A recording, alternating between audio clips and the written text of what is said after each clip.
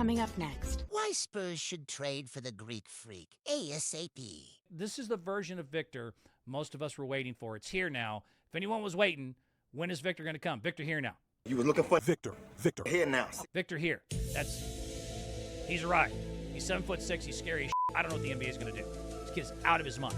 So this is why. Why? They need to make a trade for a freak. Oh, it's just a freak. Yeah, what a freak. We should have such a freak. As soon as possible. And I think some of y'all are going to say, oh my God, you're being whatever. This is clickbait. It's not clickbait. I'm deadly serious about what I'm saying. The San Antonio Spurs need to trade for Giannis Antetokounmpo, the Greek freak, and I have reasons that are valid. And the main one, and this is one y'all need to know, is that you have to treat bigs different than you treat guards when it comes to their window. The bigger they are, the harder they fall. Big men like him don't get 15-year windows.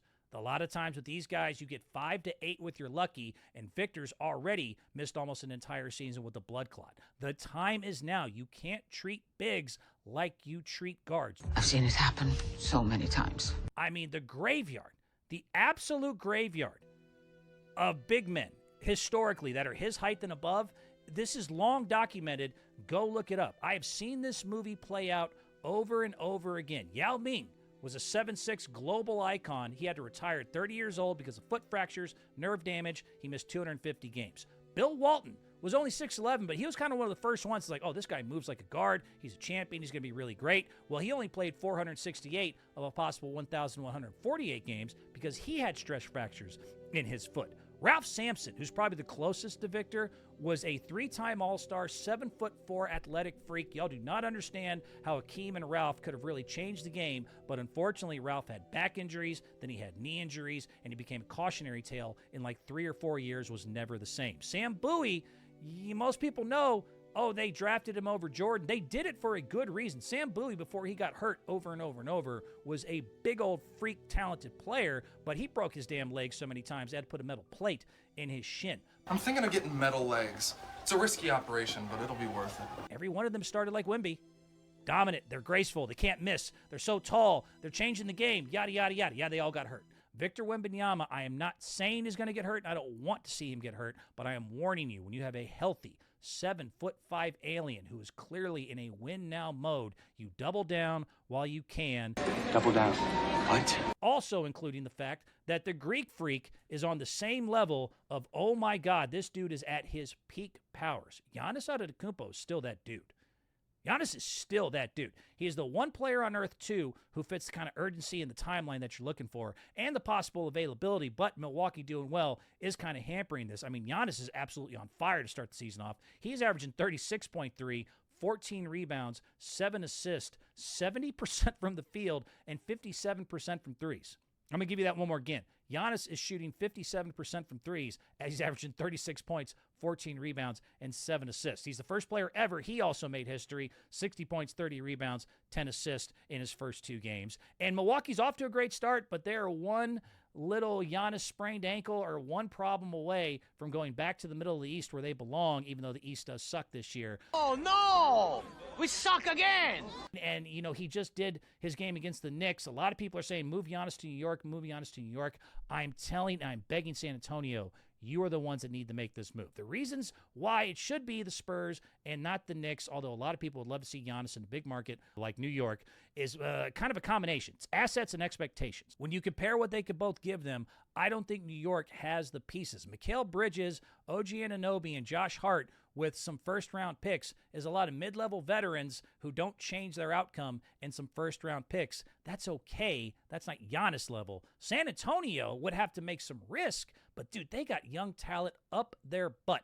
Castle, Sohan, Vassell, Keldon Johnson. I would personally put a package together that would say Castle, Johnson, Barnes to make the money work, and the plethora of first-round picks that they still have left should and could be more than enough if Milwaukee finally yields to what we all think is a truth that Giannis wants to leave, is enough of a package. I do think Castle, Johnson, Barnes, and 3-4 first-round picks, maybe a second or two is enough to pry Giannis away to San Antonio. I was going to throw in De'Aaron Fox because he's been hurt, and Spurs have not really fell in love with him yet. And with all that young talent, I know you want to keep the younger guys. Problem is, Fox just signed his extension, so he has to stay. I looked this up. De'Aaron Fox is not actually available. He would have been perfect in a trade scenario. Keep all your young guards, go get Giannis and Wemby. But he has to stay, and I don't think that's a bad thing. Y'all are going to learn eventually in Spurs land about De'Aaron Fox. That is a bad, bad boy. He used to scare the shit out of me when he was over in Sacramento and he would play Golden State. But he did sign the max extension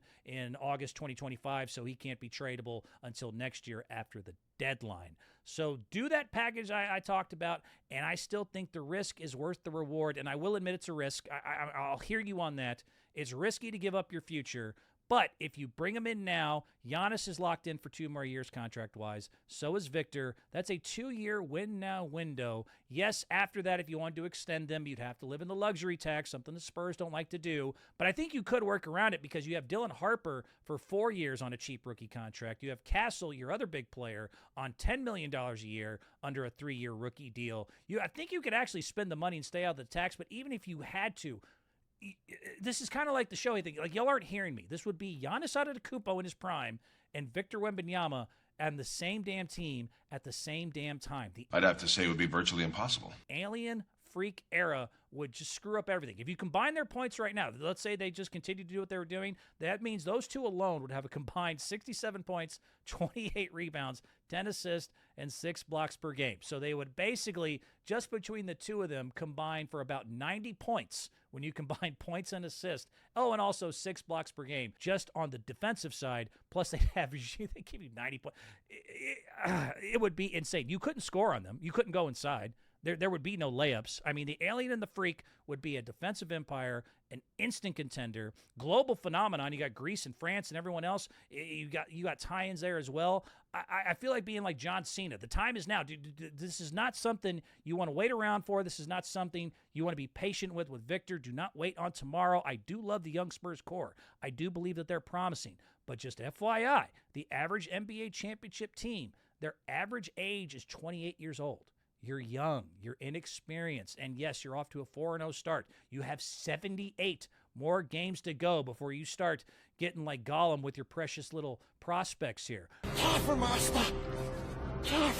Wemby is just too rare. He is too rare to gamble on time. He is not SGA. He's a 7'6", long-armed, big foot, had a blood clot, and could follow in the footsteps of, whether y'all want to hear me say it or not, the Mings, the Waltons, the Ralph Sampsons. You really can't wait to build a winner around him like you could with an SGA, a guard, or a wing. History's telling you this is how the story goes. I say go trade for Giannis. You have the picks, you have the ability, you have the assets, you have the necessity. Go get it done, and the Alien and the Freak would be holy shit. I don't know what the NBA would do.